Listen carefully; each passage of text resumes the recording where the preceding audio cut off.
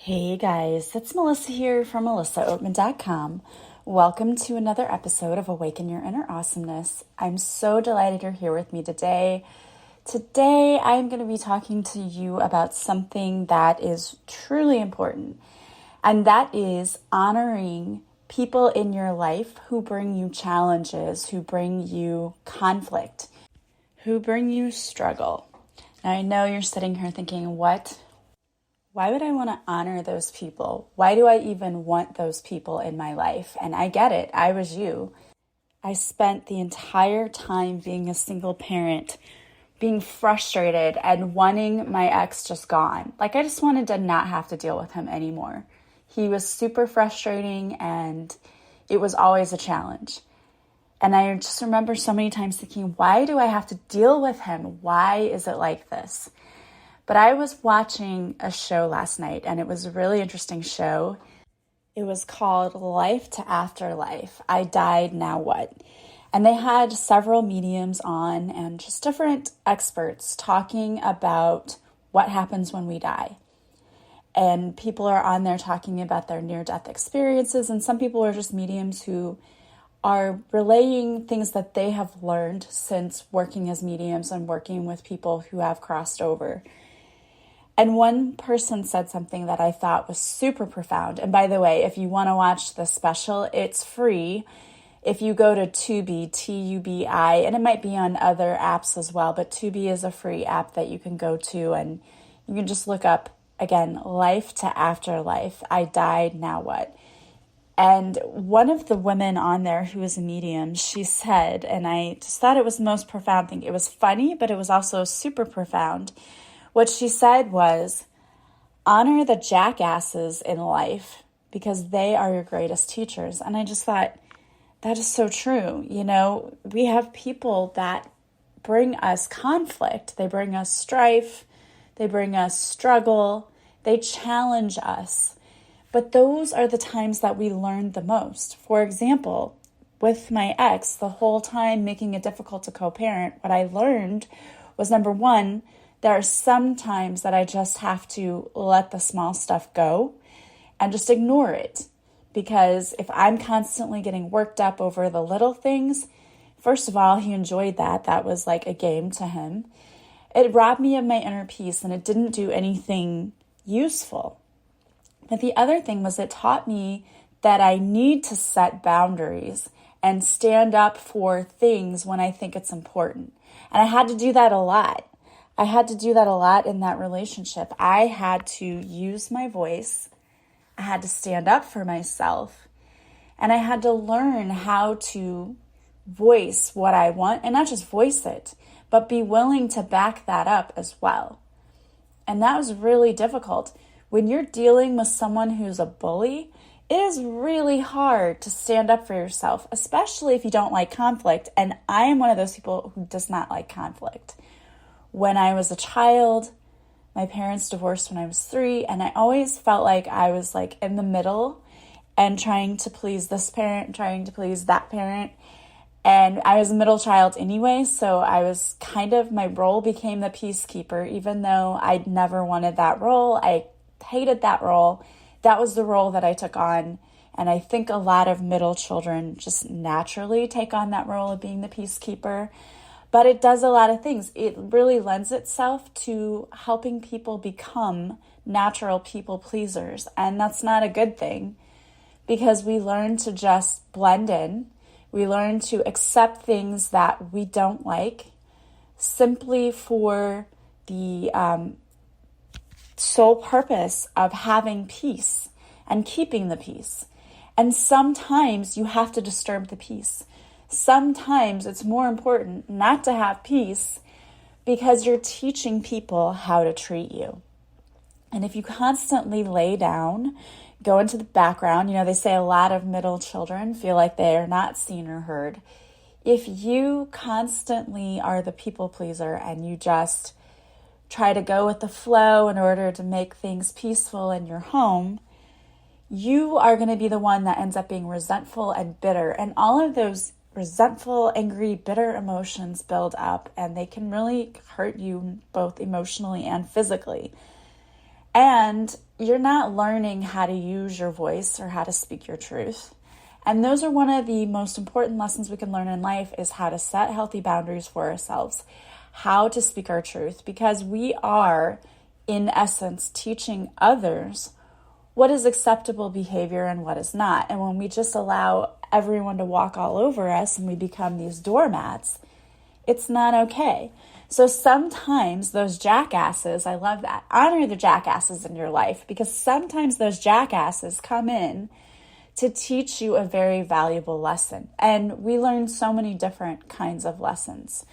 You know, sometimes the jackasses in our lives are those relationships where we get into a relationship with someone and we're doing all of the giving and that person is doing all of the taking, where we just don't feel like we're honored or that our value is being seen.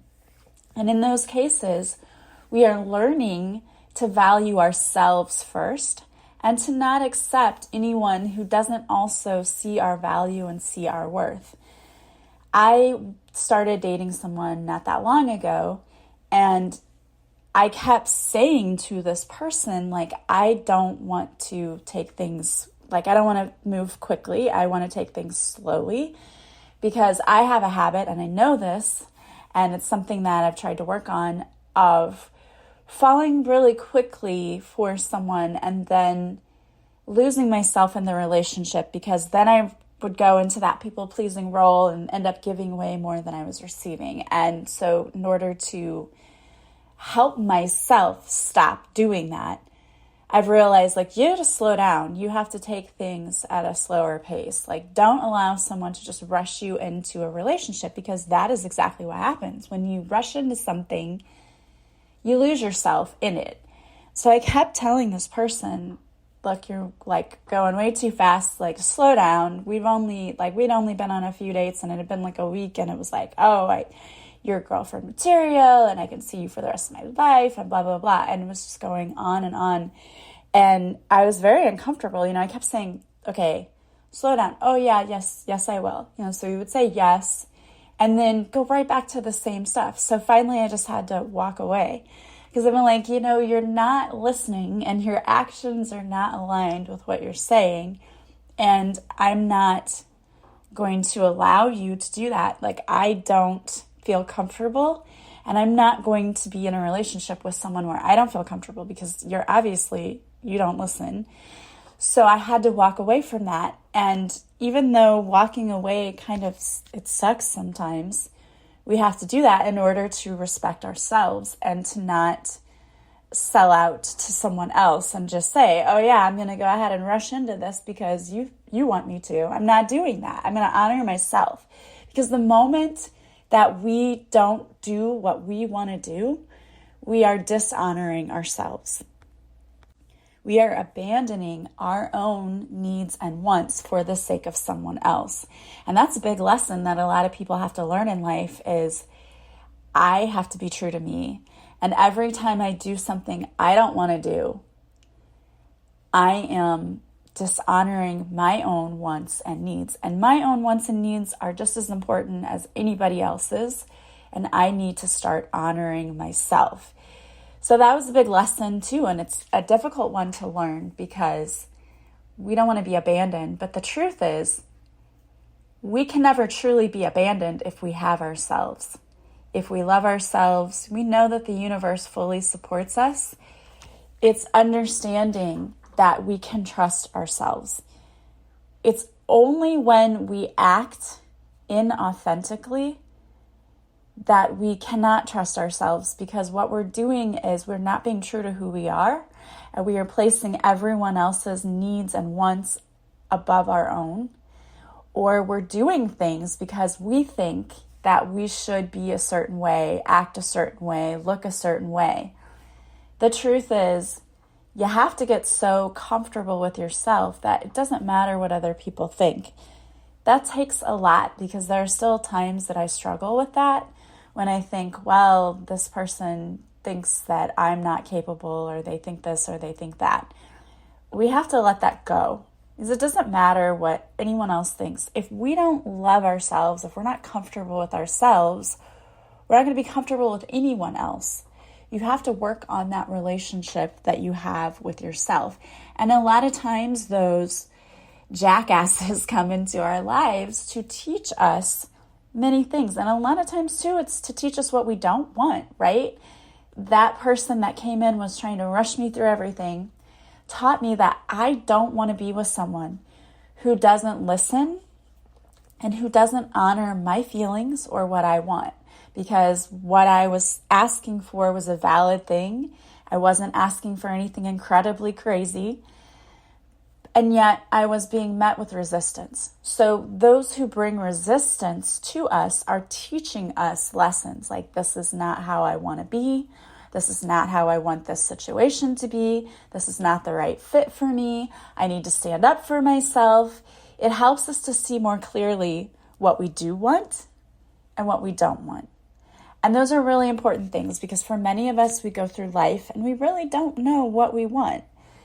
We don't know ourselves well enough. We think we do, but you would be surprised. So many times when I work with clients, they'll ask me, what's coming in as far as love and who's coming in for me? And I'll ask, well, what do you want?